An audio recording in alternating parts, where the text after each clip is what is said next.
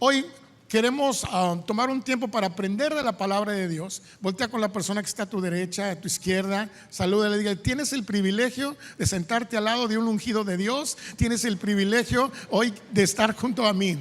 Dile: antes de que tú llegaras yo era el más guapo, así es que dale gracias a Dios. Dios es bueno, amén.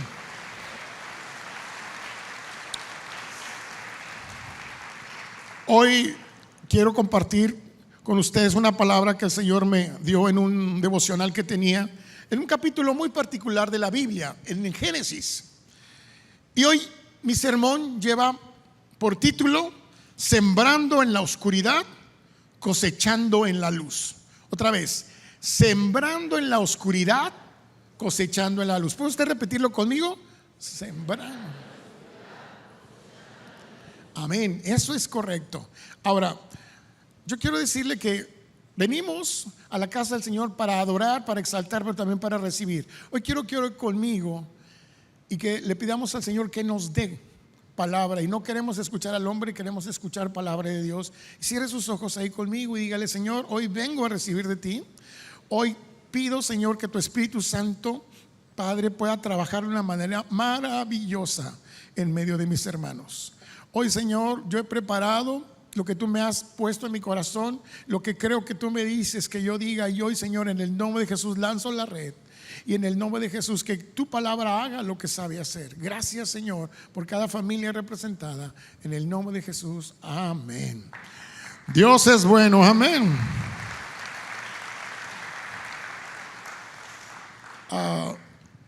Quiero que usted y yo pensemos en esta frase: sembrando en la oscuridad, cosechando en la luz.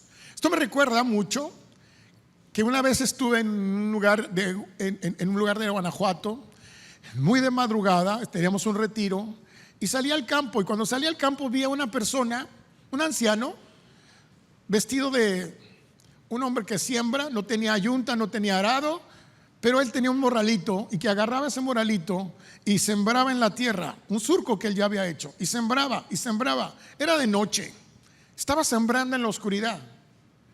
Y yo decía: ¿cómo puede sembrar en la oscuridad? Es que no vea a lo mejor donde siembra. Y yo, como era citadino, no sabía por qué lo hacía, pero me puse a pensar algo maravilloso.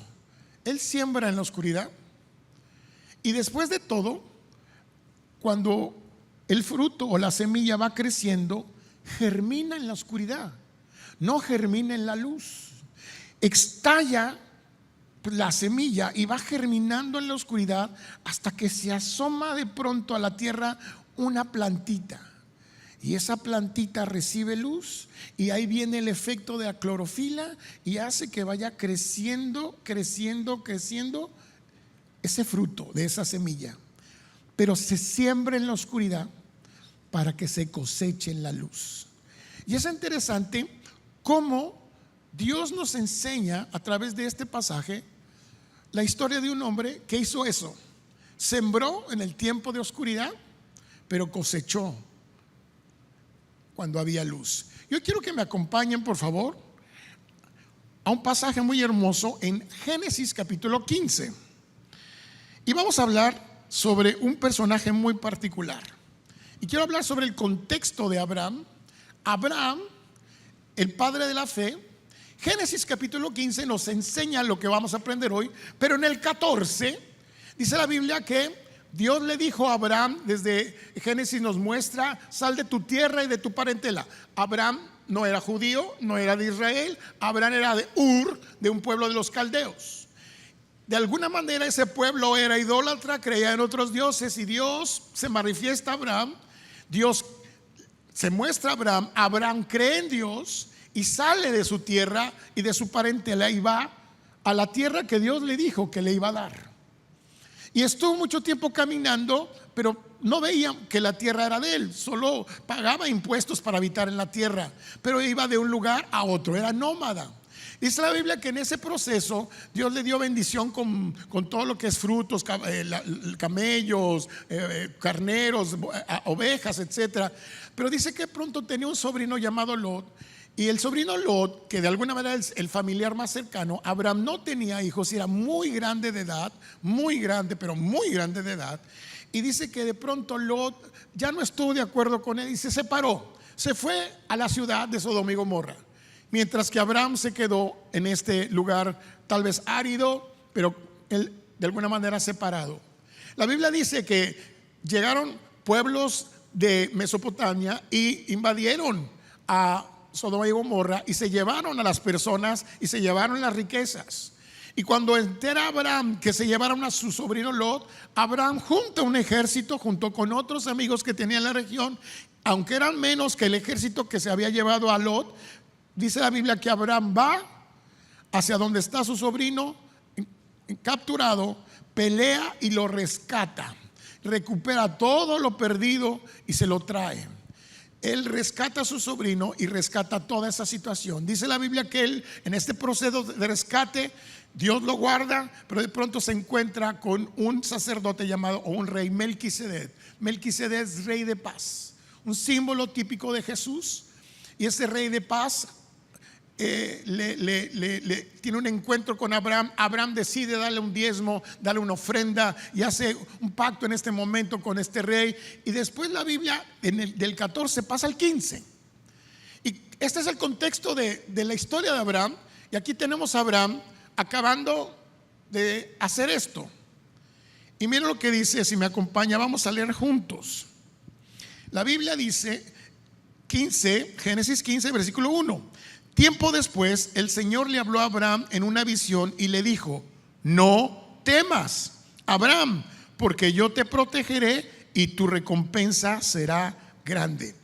Qué interesante que la Biblia dice: tiempo después el Señor le habló a Abraham, no solamente a través de una tabla, no le habló directo, dice a través de una visión. Es la manera en que Dios hablaba a las personas. Abraham sabía escuchar a Dios, pero aquí le habla a Dios a través de una visión. Y sabía Dios de dónde había estado Abraham, qué había hecho. Y lo primero que sabe Dios de ti es lo que tú no quieres que sepa. Y lo que Dios quiso expresarle a Abraham, por primera cosa le dice: no temas. ¿Y sabe por qué? Porque Abraham seguramente junto con nosotros, muchas de las veces lo primero que tenemos es temor. Cuando estamos en una forma de caminando en la vida, nos da temor. Hay 365 veces en la Biblia la palabra no temas, y lo primero que Dios le dice a Abraham es: no temas. No temas, Abraham, porque Dios conocía todo lo que había en la cabeza de Abraham. Dios conoce lo que hay en nuestra cabeza, nuestras ansiedades, nuestras incertidumbres. Y Dios le dice a Abraham: no temas. Y le dice: porque yo te protegeré. Esta parte traducida del hebreo es como que yo soy tu escudo, yo te cubro. Y es muy interesante. Lo primero que le dice a Abraham: no temas porque cuentas conmigo, yo soy tu protector. Y le dice: y tu recompensa será grande. Qué interesante es porque Dios le dice directamente a Abraham: no temas, pero recuerda, no importa lo que tú estás pensando, lo que quiero que sepas es que yo soy tu protector, y además tu recompensa por creer en mí será grande. Y vemos a un Dios que quiere manifestar a Abraham de una manera especial. Y después dice Abraham en el versículo 2: Abraham le respondió: oh Señor soberano, ¿de qué sirven todas tus bendiciones y ni siquiera tengo un hijo? Ya que tú no me has dado hijos, ni siquiera tengo un hijo. Eliezer de Damasco, un siervo de mi casa, heredará toda mi riqueza, y tú no me has dado descendientes pobres, pero propios. Así que uno de mis siervos será mi heredero. Dios le dice a Abraham: yo te voy a bendecir, no temas. Y lo primero que Abraham le dice: pero ¿cómo, Señor? Si tú no me has dado un heredero, ¿cómo voy a ser bendecido si voy a heredar todo lo que tengo a mi esclavo, a mi mayordomo? Es de Damasco, ni siquiera me has dado descendientes propios. Y el Señor le contesta en el versículo 3. ¿Qué dice en el versículo 3? Dice la Biblia que cuando Abraham está expresándole este sentir, después el Señor le dijo en el 4: no, tu siervo no será tu heredero, porque tendrás un hijo propio, quien será tu heredero. Y dice, entonces el Señor llamó a Abraham afuera y le dijo, mira el cielo y si puedes cuenta las estrellas. Este es el número de descendientes que tendrás. Versículo 6, y Abraham creyó al Señor y el Señor lo consideró justo debido a su fe. Y Abraham, después de lo que le dijo esto, creyó al Señor. Versículo 7, entonces el Señor le dijo, yo soy el Señor que te sacó de Ur de los Caldeos para darte una tierra en posesión. Versículo 8, pero Abraham respondió, oh Señor soberano, ¿cómo puedo estar seguro que realmente voy a poseerla? Versículo 9, y el Señor le dijo, ok, tráeme unas novillas de 3 años, una cabra de 3 años y un carnero de 3 años, una tórtola y un pichón de paloma. Entonces Abraham le presentó todos estos animales y los mató, y luego partió a cada animal por la mitad y puso las mitades una al lado de otra. Sin embargo, no partió las aves a la mitad. El versículo 11, mientras que él hace todo esto, algunos buitres se lanzaron en picada para comerse a los animales muertos, pero Abraham los espantó. Versículo 12, al ponerse el sol, Abraham se durmió profundamente y descendió sobre él una oscuridad aterradora. Versículo 13, después el Señor dijo a Abraham, ten por seguro que tu descendencia serán extranjeros en una tierra ajena, donde los oprimirán como esclavos durante 400 años, pero yo castigaré esa nación que los esclavice, y al fin saldrán con muchas riquezas. En cuanto a ti, morirás en paz y serás enterrado en buena vejez. ¿Sabe? Después de leer este pasaje completo, a mí me pareció muy interesante el intercambio de Abraham con Dios y cómo Dios hace que Abraham haga cosas extrañas que ningún otro pasaje mencionan. Y lo interesante es cómo tal vez Abraham no había concebido y conocido a Dios de esta forma. Y he dividido mi sermón en 5 puntos. El primer punto es la ansiedad de Abraham. Dios le había prometido en Génesis capítulo 13 versículo 6 a Abraham que su descendencia sería como el polvo de la tierra. Y en Génesis 22:17 le había dicho que su descendencia sería como la arena del mar. Pero a pesar de eso, Abraham todavía no creía lo suficiente y decía, tú no me has dado mis propios descendientes. Es una sensación de cuestionarse por qué hasta ese momento Abraham, él cree en Dios, pero no lo suficiente, y dice, pero ¿cómo va a ser esto? Tú me estás prometiendo que me vas a dar un hijo, pero ¿cómo? Y luego me prometes que me vas a dar una tierra, pero ¿cómo puedo saber esto? Todos alguna vez, hermanos, cuando nosotros le pedimos a Dios algo y Dios no nos contesta, solemos cuestionar a Dios. Y solemos pedirle a Dios que Él haga las cosas como nosotros queremos que las hagan, porque pensamos que es la manera correcta. Y a veces tenemos una incertidumbre. ¿Por qué si yo te oro? ¿Por qué si te ayuno? ¿Por qué si leo la Biblia? ¿Por qué si diezmo? ¿Por qué si me porto bien me va esto o pasa esto? ¿Por qué no me has contestado el de la oración? ¿Por qué no me has sanado? ¿Por qué no me ha subsanado esa deuda? ¿Por qué no ha convertido mis hijos a Dios? ¿Por qué mi suegra sigue viviendo en mi casa? ¿Por qué? ¿Por qué todavía? Y de pronto te cuestionas muchas cosas.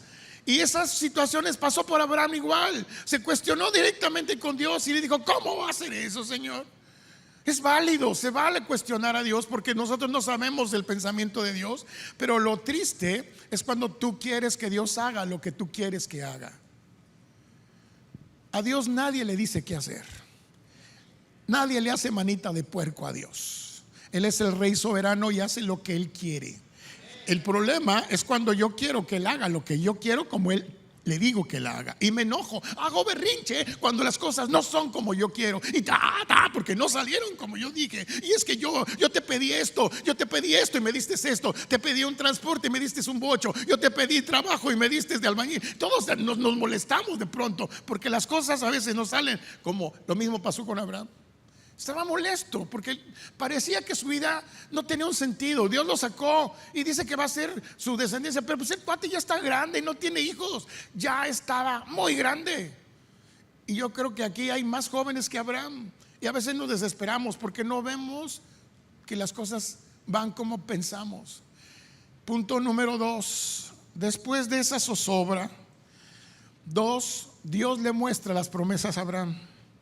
Y en esas promesas Dios le dice: ¿sabes? Fíjate, así como son las estrellas del cielo, así serán tus descendientes. Esto tendrás. Y yo creo que esto era de noche, porque ¿cómo podía ver Abraham las estrellas de día? Estando en la noche, Dios lo saca y le dice: mira, cuenta las estrellas. Y veo a Abraham así, a ver, 1, 2, 3, 4, 5, otra vez, 1, 2, 3. Hermano, ¿cuántas estrellas hay? Abraham no pudo contarlas, pero le dijo: ¿sabes una de las cosas que quiero? Que creas. Cree, porque al que cree todo le es posible. Tu descendencia, mi promesa es para ti. Dios cumple todo lo que promete. Dios nunca da un dulcecito para que te entretengas. Dios no te da medias las cosas. Él es un Dios perfecto, bueno, grande y soberano, que cuando Él promete algo lo cumple, y cuando quiere, como quiere y en donde quiere. Así es nuestro Dios. Abraham creyó al Señor, dice, después que mira el cielo y le enseña todo, dice, y Abraham creyó al Señor. Lo pongo con letras rojas en mis apuntes: Abraham creyó al Señor. Esta es la primera vez que dice Abraham creyó al Señor, y el Señor consideró justo debido a su fe.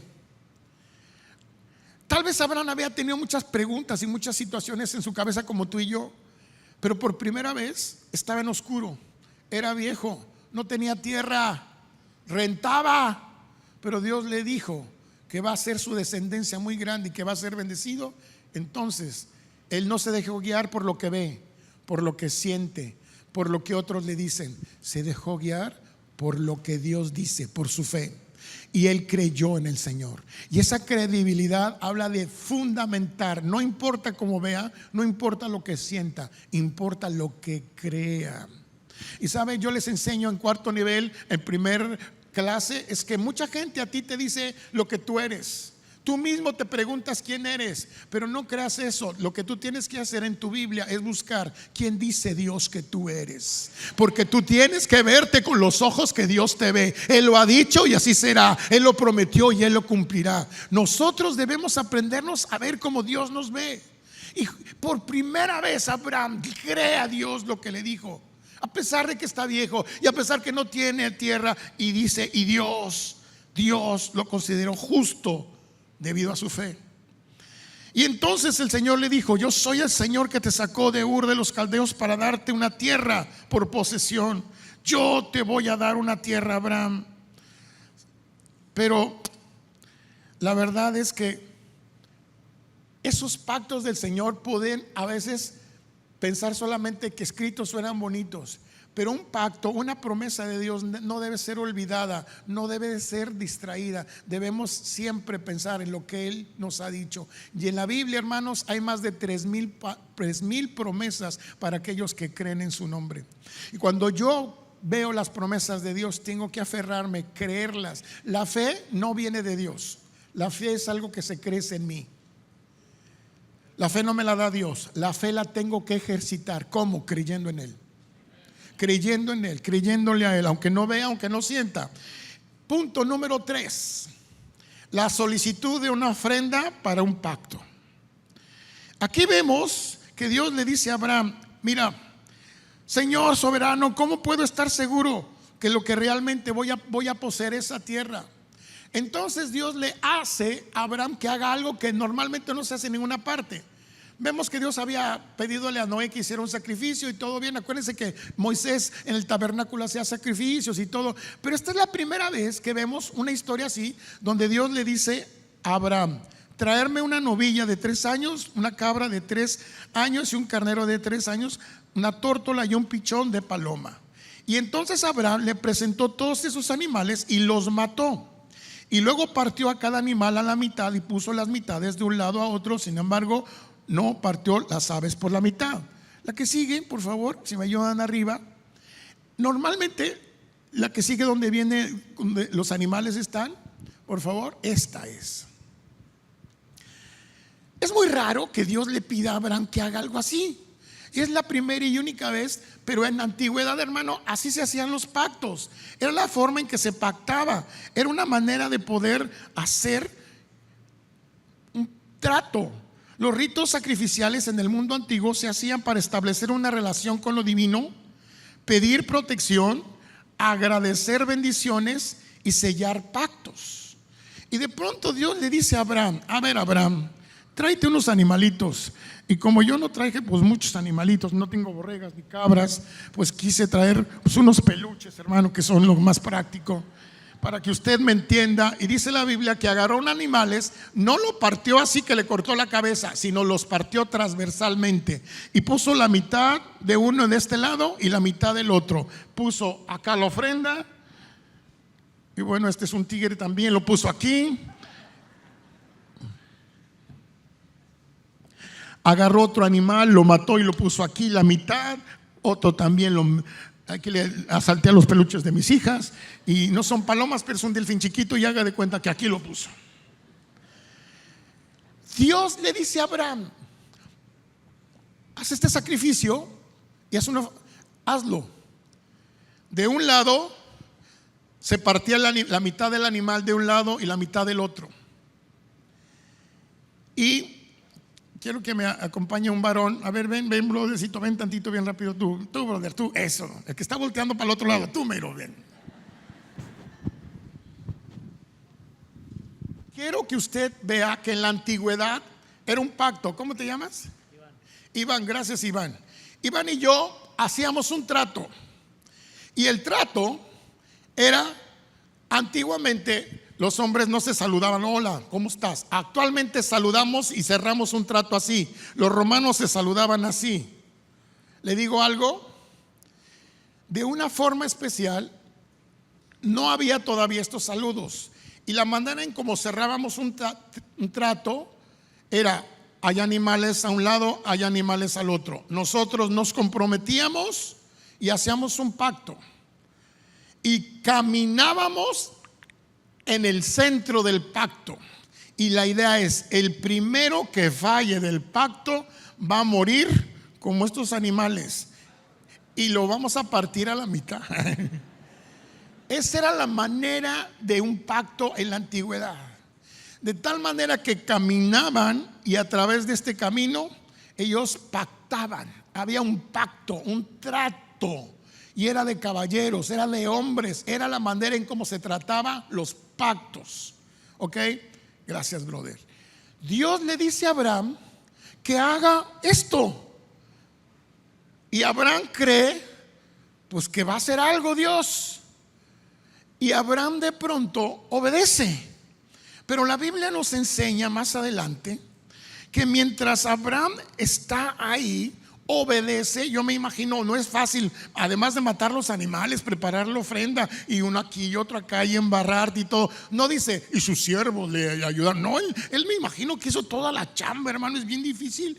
Y luego, no sé por qué, no lo entiende y no sabe por qué, pero obedece. La fe de Abraham. Si Dios lo dijo, él sabe. La fe no inocente, sino la fe consciente de Abraham. Hizo lo que Dios le dijo, y de pronto dijo: pues yo espero que va a pasar.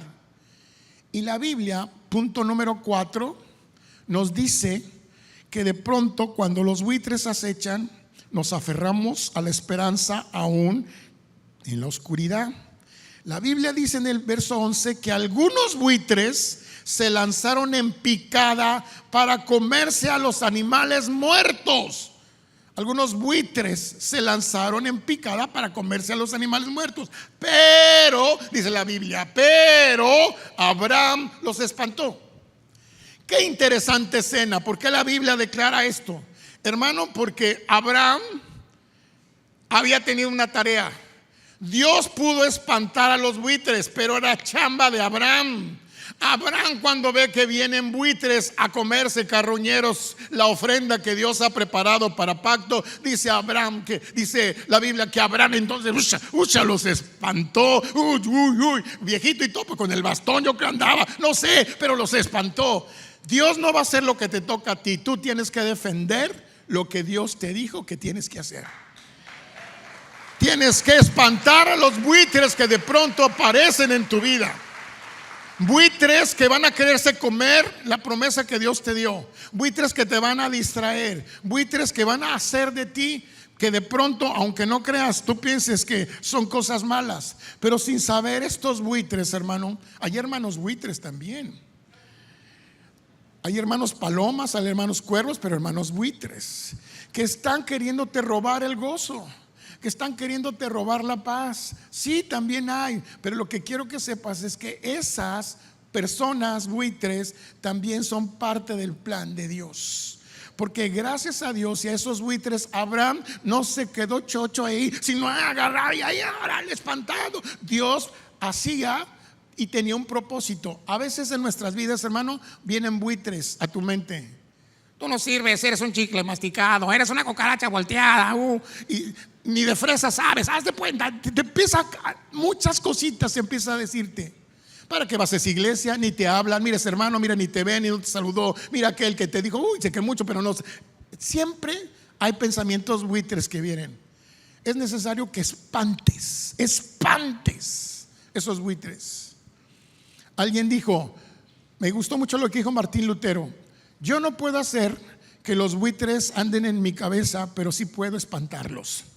Algo que es muy importante, hermano, es que hay pensamientos en tu vida que a veces van a decirte, tú no puedes, tú no sabes. ¿Qué es que Dios que te pidió? ¿Que fueras a la iglesia? ¿Qué Dios quiere que hagas qué? Y te empiezan a cuestionar y pensamientos negativos. Mira, estás enfermo, mira, estás cansado, mira, ya estás chocho, mira, no te va a pasar nada. ¿Qué estás así con esos fanáticos perdiendo el tiempo? Son pensamientos buitres. Y también hay hermanos buitres que lo que hacen es la vida diferente, distinta. Y esos hermanos buitres no solo es la suegra, la nuera, el cuñado, es toda una serie de cosas que a veces Dios permite que estén a tu lado porque hay un beneficio. Nosotros no lo entendemos, pero tienen un beneficio. Y es muy curioso porque ¿cómo va a ser un buitre que me quiere ganar el mandado y le ofrenda algo bueno? Dios los permite para que tú estés activo y para que tu fe no decaiga. Sabes, Abraham tenía la obligación de defender. Nosotros tenemos la obligación de llevar todo pensamiento cautivo a la obediencia de Cristo. Yo no le creo a lo que el diablo dice, yo le creo a lo que Dios dice que puedo hacer. Y eso es lo que yo tengo que hacer, llevar todos esos cuervos y espantarlos. Porque a veces, hermanos, es muy triste. ¿Qué representan los cuervos? Los cuervos representan obviamente todo un símbolo de la muerte o el contraste en la vida. A veces no va a ser siempre bueno. Hermano, este no es un club social donde todos nos caemos bien. Amén, aleluyita. No es cierto. A veces no te cae bien el hermano, el ujier que te llamó la atención, o la hermana que no te saludó, o el hermano que te pidió prestado y no te pagó. A veces no nos caemos bien, no se hagan. A veces hay situaciones, ay sí que se cree mucho. Y sabe que es normal, pasa normalmente. Pero a veces esto es parte de Jesús dijo amén a sus enemigos. Y Dios sabía que vamos a tener enemigos y vamos a tener gente buitre a veces alrededor, y son parte de nuestro crecimiento. Lo que están haciendo es que ellos nos están ayudando a crecer. ¿Sabe? Una de las acciones que tienes que aprender esta mañana es espanta a los buitres de tu vida. Buitres internos o buitres externos. Hay buitres actitudinales y conductuales dentro de nosotros que durante algún tiempo, en mucho tiempo, han devorado el pacto que Dios nos ha dado y nos dejamos llevar por sus garras, por el pico, por la palabra profética que Dios nos dio. No le creemos, le creemos más a estas cosas que nos están amenazando. Los buitres también pueden ser determinados por personas que impiden el avance en el propósito de Dios. Pueden ser circunstancias donde no hemos quedado anclados y hemos hecho allí nuestra carpa como para no avanzar. Sin embargo, Dios no quiere que te estanques, sino que sigas adelante. Mira lo que dice Romanos capítulo 5, versículo 3 al 5. También nos alegramos dice Pablo, al enfrentar pruebas y dificultades, porque sabemos que nos ayudan a desarrollar resistencia, y la resistencia desarrolla firmeza de carácter, y el carácter fortalece nuestra esperanza según de salvación, y esa esperanza no acaba en desilusión. Me gusta mucho porque Pablo les explica a los cristianos que están en Roma: no se sientan agüitados porque tienen problemas en la vida, porque alguien de alguna manera los persigue, porque de pronto a alguien no les caen bien, o les dicen una uya, aleluya, o matraca laca, y lo que quiera que te digan. A veces uno se agüita porque quiere caer bien a todos. Ni Dios le cae bien a todos, hermano. Entonces, ¿por qué yo tengo que caer bien a todos? Pensamos, es que me ven feo, es que no me saludan, es que, hermano, a veces en la vida vamos a tener que resistir esas cosas difíciles que a veces parecen y no nos damos cuenta, pero lo que Dios está haciendo es que está generando en nosotros resistencia. Este no es un chipote chillón, este es un martillo que puede romper una cabeza. Pero a veces también no nos damos cuenta que solo no es un arma de destrucción, sino es un arma de forjación. La espada se golpea para que quede perfecta. ¿Sabes qué hace Dios con tu carácter? Está dándote esos hermanitos buitres para moldear tu carácter. ¡Ay, caray! ¡Aleluya! A veces puedes pasar por situaciones, no te preocupes, el que pensó la obra en ti está fiel en terminarla, pero Él te está apoyando, te está ayudando para que entiendas. Hay una cosa que se llama en física resiliencia. La resiliencia es la capacidad que tienes de soportar. Pablo dice: resiste, no sea collón, resista. Si Jesús resistió, usted resista. Ay, es que no, el hermano no me habla, es que no me saludaron. Usted resista. Los golpes, algunas cosas no es que nos guste, pero nos sirven para moldear nuestro carácter. A nadie le gusta ser golpeado, pero sabe, a veces es necesario, porque Pablo dice en esta palabra en Romanos: nos alegramos al enfrentar pruebas y dificultades, porque sabemos que nos ayudan a desarrollar resistencia, y la resistencia desarrolla firmeza de carácter, y el carácter fortalece nuestra esperanza. Hermano, dele gracias a Dios por esos hermanos buitres que nos están ayudando a ser mejor. Gracias a Dios a esos buitres, porque en medio de esa situación que espantamos esos buitres, nos están haciendo mejor persona. Y esto me recuerda una vez en los Estados Unidos, en la parte norte, les gustaba mucho el bacalao a algunas personas, pero siempre que lo trasladaban, el bacalao perdía su sabor. Y entonces agarraron un bacalao y dijeron: lo vamos a salar y que se lo coman allá. Y lo trasladaban, y cuando llegaba al lugar de destino ya sabía feo, no sabía igual el bacalao. Y dijeron: algo pasa, ya sé, vamos a traerlo vivo. Y entonces lo metieron en tanques, hermano, y lo trasladaron vivo. Pero se dieron cuenta cuando lo sacaron y se lo comían que su carne estaba aguada, que no sabía igual. Algo sucedía. ¿Por qué los de aquí no saben igual que los de allá en su estado natural? Y encontraron una solución. Había unos peces que eran enemigos del bacalao, que se llamaban bagres, que los correteaban y se los querían comer. Entonces dijeron: vamos a meter a los bacalaos en un tambo junto con los bagres. ¿Y qué pasó? Todo el tiempo en que se trasladaron allá, los bacalaos corriendo y los bagres atrás correteándolos, y los bacalaos corriendo y los bagres atrás corriendo. Eso hizo que fueran sustanciosos, que fueran jugosos, que fueran muy ricos, de tal manera que todo eso que causó el bagre, cuando llegaron a fin, los bacalaos supieron exquisitos. ¿Sabe por qué? Porque los bagres forzaron a que ellos supieran rico. A veces no es tu suegra, no es tu cuñado, no es tu hermano, no es tu primo, tu jefe, pero esos son bagres que Dios usa para que tú sepas lo que sabes y seas lo que tú seas. Hoy podemos saber que Dios usa esos bagres también. La Biblia dice que también, mientras Abraham espantaba, dice la Biblia, que en el versículo 12, al ponerse el sol, o sea, cuando ya eran como las 6, Abraham se durmió profundamente y descendió sobre él una oscuridad aterradora. Se durmió, hermano. Abraham se durmió. Le dio el bajón. Y no era el mal de puerco, porque no dice que comió, ni el de jabalí. Simplemente ya era grande el Señor.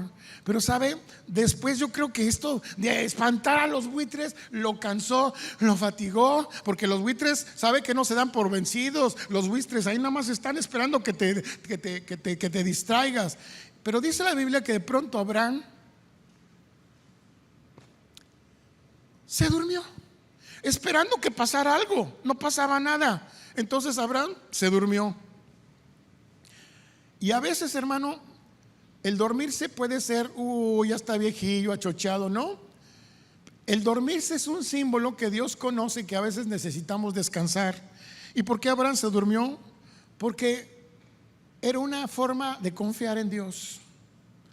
Era una experiencia sobrenatural que él estaba teniendo con Dios, y era un símbolo de transición en lo que iba a pasar. A pesar de que ella era grande y a pesar de que no pasaba nada, Abraham se durmió. Porque cuando tú confías en Dios, tú te puedes dormir, pero no dormirá el que guarda a Israel. Tú puedes descansar, pero el Señor seguirá trabajando. Esto me recuerda algo. Tú le pides a Dios y tú te duermes. Y aunque te duermas, no importa que te duermas, Dios sigue trabajando en lo que te dijo que iba a trabajar. Dios no toma vacaciones, Dios no se va de paseo, Dios no se va a la otra parte. Dios no es un Dios que se le olvidan las cosas. Es un Dios verdadero que cumple lo que dice, y lo que dijo que va a hacer, lo va a hacer. Increíble, pero a veces pensamos que a Dios se le olvida lo que nosotros le pedimos. ¿Hay alguien que le pueda decir Dios qué hacer? ¿Hay alguien que le pueda recordar a Dios qué hacer? Nadie. Somos bien chistosos porque creemos que Dios va a hacer lo que le pedimos. No, Dios hace lo que Él quiere, como Él quiere y cuando Él quiere, con quien quiere. Y sabe, hay cosas que Dios le ha dado que aún usted ni se las ha pedido y se las da. A veces pensamos que Dios se le olvidan las cosas, ¿no? Tú puedes dormir confiado, sabiendo que Dios está trabajando en lo que Él te dijo que iba a trabajar. Esto me habla de una confianza que tenemos que tener en Dios. En paz me acostaré y asimismo dormiré, porque solo tú, Señor, me haces vivir confiado. Yo puedo confiar en Dios, que Él trabaja por mí, que Dios hace las cosas por mí. Algo que me gusta mucho es que a veces comparamos a Dios con el sol. Creemos que el sol se apaga, o el sol se tapa, o el sol no sale. Escuchen esto, el sol siempre sale. El sol siempre sale. Se pueden poner las nubes, nos pueden opacar el sol, pero el sol siempre sale. Nunca el sol ha dejado de salir. La bendición de Dios jamás se termina. A veces pueden venir nubes y te tapan circunstancias, y tú crees Dios ya no está contigo, o viene la suegra a tu casa, o viene tu cuñado, o viene tu amigo, tu jefe te despide y piensas, esas nubes, ya Dios no está conmigo. No te preocupes, Dios siempre está para los hijos que Él ama. Él hace salir el sol para buenos y hace salir el sol para malos. Así es nuestro Dios, Él no duerme. Yo puedo confiar en sus promesas, puedo confiar que aún yo estoy dormido, aunque yo no vea, Dios está trabajando. Aunque no pueda ver, está sobrando. Aunque no pueda ver, está sobrando. Aunque yo esté dormido, tú estás sobrando. A mí me gusta mucho cuando les dice Dios, un rabino les enseñó a los judíos. ¿Sabe por qué Dios les dijo que se quedaran quietos el sábado? Porque Dios les dijo, no hagas el sábado, no agarres tu burro, no hagas tu comida, no hagas un trabajo, descansa, no hagas nada. ¿Sabe para qué? Para demostrarles que tú puedes dejar de hacer las cosas, y aún así, cuando tú vengas el domingo, las cosas siguen trabajando. No importa, Dios no te ocupa a ti para hacer lo que Él sabe hacer. Dios hace siempre lo que tiene que hacer. Y Dios nos enseña, tienes que descansar en mí. No descanses en tus fuerzas, no descanses en lo que tú crees, en tus capacidades. Descansa en el Señor. Y eso es lo que pasó con Abraham. Abraham durmió, y cuando está dormido, dice la Biblia que viene una oscuridad. Hermano, a veces la oscuridad viene en nuestras vidas y la oscuridad pasa por momentos difíciles, esa enfermedad, esas situaciones que pasan en la vida. Es malo cuando nos enseñan el cristiano es arriba, ribotota y victoria, victoria, victoria. No es comercial de cerveza, pero pura victoria, victoria. A ver, hermano, espérese. Eso no es cierto, es una falacia. En la vida dice la Biblia, tendréis aflicciones. Y esas aflicciones son parte del propósito de Dios para hacernos fuertes. Eso de que yo soy siempre victorioso, no es cierto. A veces está usted caído, no se haga. Y sabe que eso es normal. A Pablo lo golpeaban, a Pablo le apedreaban, Pablo se paraba, se sacudía y seguía para adelante. Hermano, es muy importante entender que esa oscuridad es pasajera. Dios está en la oscuridad. Aunque tú no puedas ver, Dios está ahí. La Biblia dice, Isaías 9:2, el pueblo que andaba en tinieblas ha visto gran luz. A los que habitaban en tierra de sombras de muerte, la luz ha resplandecido sobre ellos. Y sabe que me gusta mucho, que aunque había una oscuridad, que aparentemente esa oscuridad, el miedo, una oscuridad tenebrosa, y podemos pensar, pobre Abraham, además de soñoliento, se le fue la luz, oscuro. Imagínense que aquí estamos y de pronto se vaya la luz. Todos, no nos gusta la oscuridad. Pero escuche lo que le digo, en la oscuridad Dios está trabajando también. Y a veces es como en un túnel. Tú pasas tantito el túnel y está oscuro, oscuro, oscuro. No te preocupes, vamos avanzando. Pero está oscuro, no te preocupes, vamos avanzando. Pero está oscuro. Llegará el momento cuando tú veas la luz y entiendas que había un propósito. ¿Y sabe qué me gusta? Que el momento más oscuro del día o de la noche es exactamente antes de amanecer.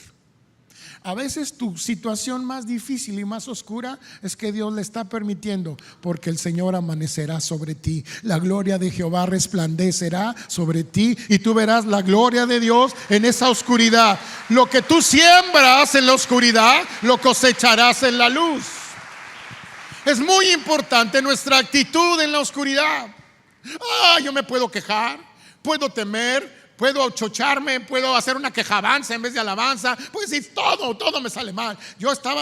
Era pequeño, tenía como unos 13 años y un hermano allá en la iglesita donde yo crecí, había un toldo que estaban apenas construyendo. Y él dijo, hermanos, el diablo no me quiere, el diablo me trae de su cochinito siempre, me hace las cosas malas, más difíciles, me han corrido del trabajo, todo me va mal. Y en ese momento Dios está de testigo que les estoy diciendo, el pedazo de tirol del techo se le cae al hermano.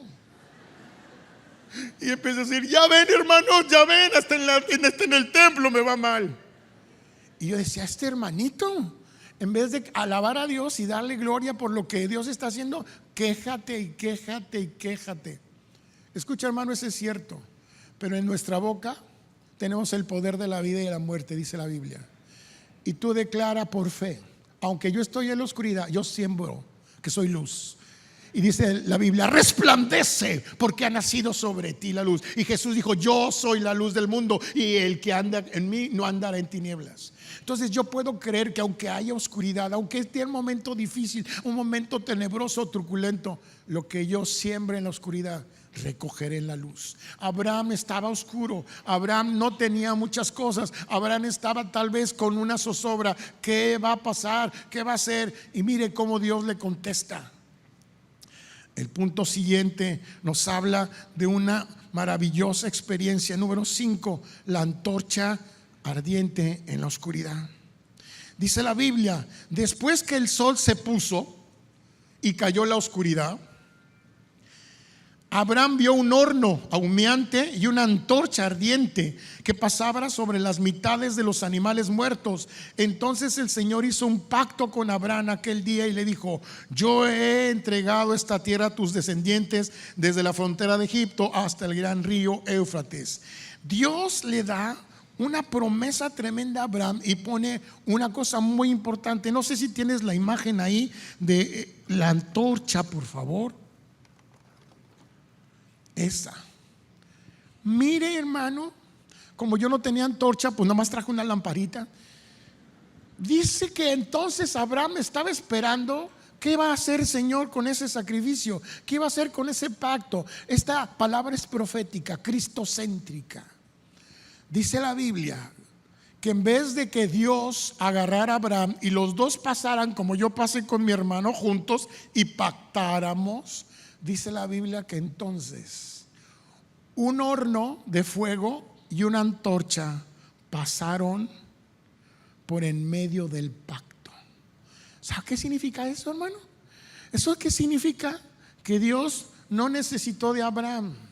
Dios juró por sí mismo que él iba a hacer lo que tenía que hacer.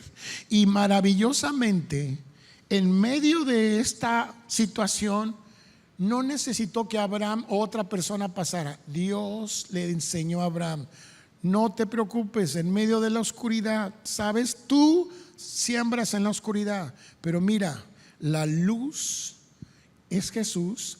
La luz habla de lo que iba a pasar con Cristo, y esto era parte de una profecía cristocéntrica. Pero como una antorcha se pasa por en medio. Esto es un milagro, hermano, que no hubo fósforo. No está hablando de un cerillito, una lucecita. Es una antorcha y un horno de fuego paseándose en medio del sacrificio. ¿Sabe quién estaba pactando en ese momento con Abraham? Dios, diciendo: no es por ti, sino por mí. Yo lo que cumplo lo digo, y este es mi pacto. Yo te bendeciré, yo haré de ti una gran nación. Yo lo digo y se cumple, porque yo soy Jehová, Dios de los ejércitos, que no hace mentira, que no miente.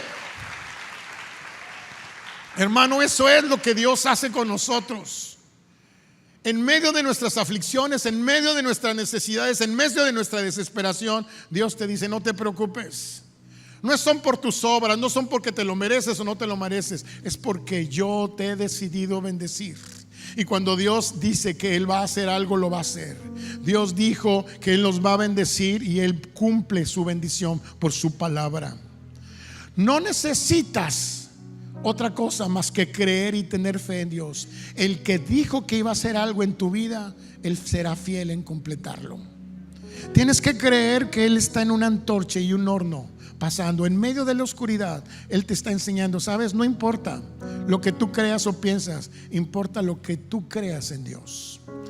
Y mire lo que dijo Abraham cuando Dios le revela a Abraham. Le dice: no te preocupes, Abraham, yo voy a dar una descendencia muy grande. Vas a tener 400 años, una generación esclava, 400 años, pero no te preocupes. ¿Sabes? Yo los voy a libertar y los voy a regresar a esta tierra, y van a ser bendecidos. 400 años de esclavos, sí, porque es un proceso para que aprendan. Y lo más interesante que Abraham tenía en su corazón: ¿y cómo voy a hacer yo? ¿Qué va a pasar conmigo? Dios le dijo: no te preocupes. Mira, hermano, esto: no te preocupes. Yo voy a hacer que tú mueras en paz. Vas a morir de viejo y vas a ser un hombre que pueda tener una buena muerte. Esto, hermano, para alguien es un signo de que: ay, me dio el tramafac, o ay, me atropelló un burro, o ay, me pisó el martillo. Sino cuando Dios te dice que Él tiene el control hasta de cómo te vas a morir, es porque tú has confiado en Él. No te preocupes, yo soy la resurrección y la muerte. El que cree en mí, dice el Señor, aunque esté muerto, vivirá. Esa es la esperanza que tenemos en Él. Es un Dios de promesas. Y sabe, esa antorcha ardiente es la presencia divina, es el juicio y la purificación, y es la promesa de Dios en medio de la oscuridad. Me gusta lo que dice Hebreos 6, 13, 15. Cuando Dios hizo sus promesas a Abraham, como no tenía a nadie superior por quien jurar, juró por sí mismo y dijo: te bendeciré en gran manera y multiplicaré tu descendencia. Y así, después de esperar con paciencia, Abraham recibió lo que se les había prometido. Dios te dice: yo te he prometido y te cumpliré. No soy hijo de hombre para que mienta, ni hijo de hombre para que te arrepienta. Y escuche, Abraham nunca vio al pueblo de Israel. Abraham nunca vio la descendencia que Dios le prometió, pero él creyó. Y el Dios que te prometió, aunque tú mueras, Él va a cumplir lo que prometió en tu vida. tus generaciones, tu familia, tus hijos y los hijos de tus hijos. Es un Dios de promesas. Ese es nuestro Dios. Al igual que Abraham, nosotros también estamos llamados a sembrar en la oscuridad, confiando en que Dios traerá una cosecha abundante a su debido tiempo. Esta espera requiere paciencia, perseverancia y una profunda gratitud por la gracia de Dios. Recordemos que Dios nunca nos abandona, incluso en los momentos más oscuros. Sigamos adelante con fe, sabiendo que nuestra recompensa es segura, porque Él lo prometió. Amén. Así es nuestro Dios. Amén. Sembrando en la oscuridad para cosechar en la luz.